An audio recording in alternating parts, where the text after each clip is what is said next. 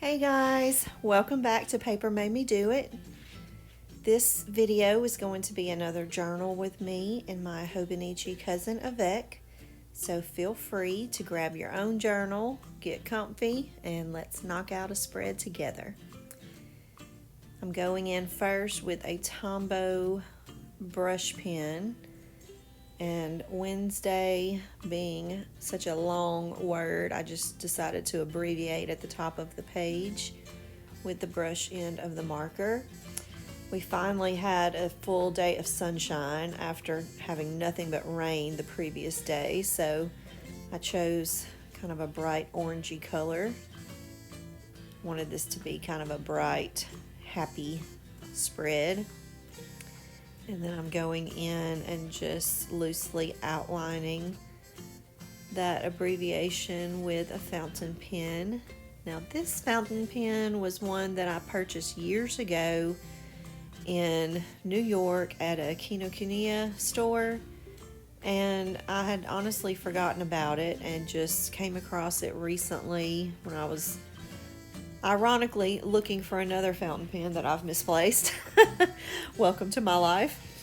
But anyway, that fountain pen is made by Pilot. I believe it is called Kakuno, but it is very inexpensive, and I was so glad to start using it again because I had forgotten how smooth of a writer it is, especially for the price. So for the past few days, I've been using it in my journaling, and I'm just loving it all over again. I chose the fine nib for mine, by the way. So just prior to doing this spread, I did a little unboxing of an order that I received from Babette at Not Just Knots, and this cute little bag was what my order was packaged in. So I decided to repurpose it and use it in this spread. I'm just going in with my Tim Holtz tonic scissors. These are the 5-inch size. 5-inch refers to the size of the entire scissor, top to base. So you can see that the blades are actually much shorter than that. And they are my go-to for fussy cutting or detailed cutting of any kind. So speaking of fussy cutting, here we go in, and I decided to notch out this cute little butterfly. This packaging was part of that same order from Not Just Knots. She had the leather bookmarks kind of tethered through those cards. So I'm going to cut out the butterfly and just add it to that tip end that we created with the little polka dot bag. And what makes these scissors so good for fussy cutting is that they're micro serrated, so it has like tooth to it that kind of grabs the paper and holds it in place and allows you to twist and turn and whatever you need to do to get into those little nooks and crannies. So you can see that it's very useful for cutting detailed items. Now this little card was a punch card that came out of the Flow magazine Paper Lovers edition. It is that super thick book that is nothing but different types of papers that you can use in your journaling spreads. If you'd like me to do a flip through of that entire book, let me know in the comments below. I've thought about doing that before, just haven't gotten around to it. I purchased mine at my local Barnes & Noble. It's a little on the pricey side, so if you're wondering, if it's worth it, let me know and I'll be happy to flip through it. In my opinion, it is worth the money. It is absolutely slam-packed with tons of different, not only papers, but cards, all types of illustrations and pullouts, and it's just a really neat book. So I went in around that little punch card just to add some more interest and tipped the edges with that same Tombow brush marker. And then we're gonna add that little butterfly that we fussy cut. And I'm using my Fabrifix glue. This is an acetone based glue, so it can be used for any combination of fabric and or paper. And what's nice about using it on paper is that because it's acetone based and not water based, it won't cause your paper to swell up like water based glue sometimes can.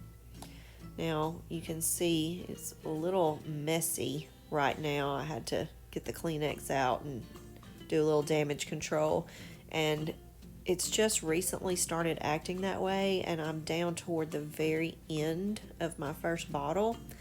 So I really think it has to do with just being almost out. It's kind of getting a little more goopy in texture, if that's a word. But I know when I first started that bottle, I didn't have any of those issues at all. So I think I just need to get a new bottle, and it worked so well, I'll definitely repurchase.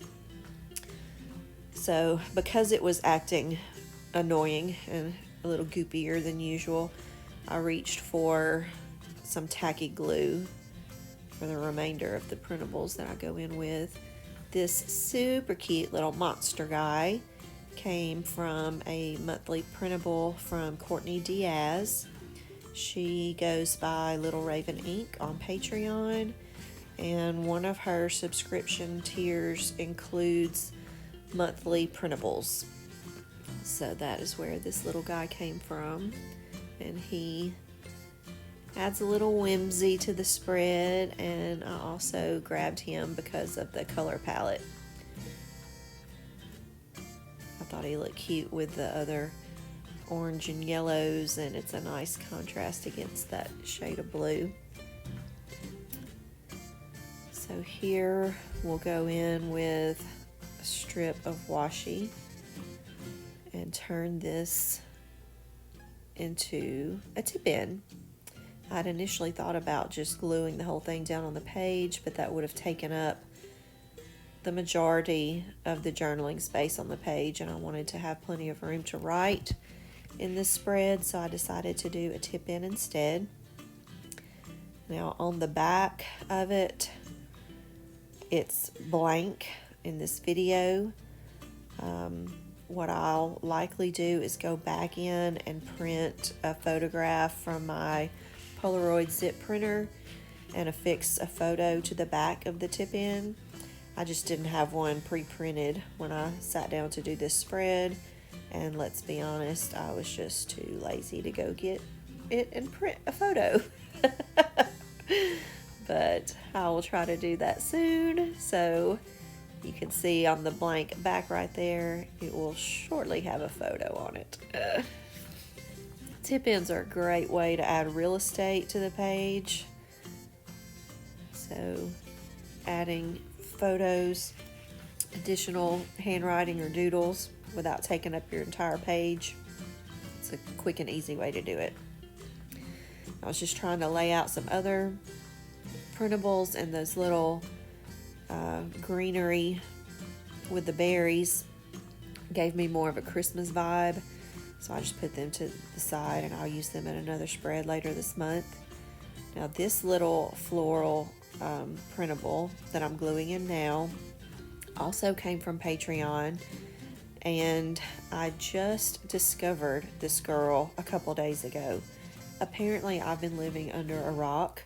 I thought I, had discovered all of my inspiration on YouTube already, but apparently not. Her name is Cheyenne Barton, and she just showed up in my YouTube feed a couple days ago, and I instantly felt a connection to her. She has the sweetest personality and really cute style, and she has a Patreon that also provides monthly printables. So that's where the little flower pot came from. Now this one, you can see there's writing on the back. I'm 99% sure it came from a Flow magazine. I don't remember if it was a Paper Lovers, or actually I'm pretty sure it was not the Paper Lovers book, because it is not like the regular magazine at all. And that had print on the back that looked like it came from a magazine, so that probably came from a regular monthly Flow magazine edition. But it is a cute little teapot, and I decided to have a cup of hot cinnamon tea right after doing this spread, so that's why I chose it for this page. So now I'm going in with that same Pilot Kakuno fountain pen and doing the journaling portion of this spread. And there is something so very satisfying to me about doing the journaling in a book on the actual day. Now, granted, that doesn't happen all the time, and with me trying to keep up with December daily recently, I've actually fallen behind in my regular daily journaling. So I do have a handful of days earlier in the month that I still have to go back and catch up on. There's nothing wrong with that, but when I do catch-up journaling, I usually first refer to my Hobonichi weeks, which I use as my daily planner, and I kind of glance at it to just jog my memory of what may have happened that day. If there's something that I can remember to write about, then I do. But if not, some days just start from, ground zero, and I don't remember what actually happened that day, depending on how far back it was. So in those cases, I generally tend to go to Google, just look around for quotes that speak to me, do some hand lettering practice with quotes, maybe some sketching or doodling, and fill up the page with printables. Oftentimes I really like how those pages turn out just based on how they look, but they don't really contain the details of what happened in that day. So I love when I do force myself, not that it's something I have to force myself to do. I love journaling, but you know how it is, life. I mean, as much as you love to do it, sometimes you're just too busy or too tired or just don't prioritize the time for it. And I love when I do make myself take the time to do it, because even on the most mundane days, it may feel like there's nothing exciting to write about, but that to me is the whole benefit of memory keeping. Years later, if you flip back through that book, I just think there's something so neat about being able to read the details that actually happened that day, whether they were exciting or not. So I did not have a super exciting day on December 11th, but I journaled about things that did happen, and because I had unboxed that order from Not Just Knots, I commented about it in that little middle section, and then used a strip of the washi that came in that packaging. The top section of journaling was just talking about the morning, and then in this last section, I'm just talking about the night. So it kind of progresses from morning to night in this spread. And I see myself writing, any excuse to spend time with the boys works for me. That's so true. My kids are growing up so fast, and it's just scary sometimes. Trying to seize the day, seize the moment. And then here I make a little comment about the weather. So glad it stopped raining. And after I finish up this journaling section, I go back in and write the name of the tea that I had, which was hot cinnamon. If you have any suggestions for flavored teas, let me know. I'm an equal opportunity coffee and tea drinker. If it has caffeine in it, it is for me. So I usually have 2 cups of coffee in the morning. I often drink iced tea or water throughout the day, but occasionally at night I really enjoy having a cup of hot tea. And, you know, living in the South here in the United States, hot tea is not as common or popular as it is in other areas of the world. So I just have my 2 or 3 flavors that I'm familiar with that I know I like. Hot cinnamon is probably my top favorite. I have a peppermint and a blackberry that I really like. But if you have suggestions for some other teas to try, please let me know in the comments.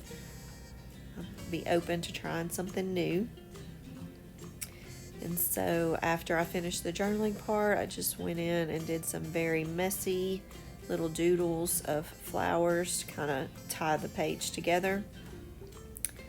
And that is it. That's it for this spread. I appreciate you joining me. Hopefully you're staying on top of your journaling. If not, it's never too late to start. Jump back in, and I will see you soon. Bye-bye.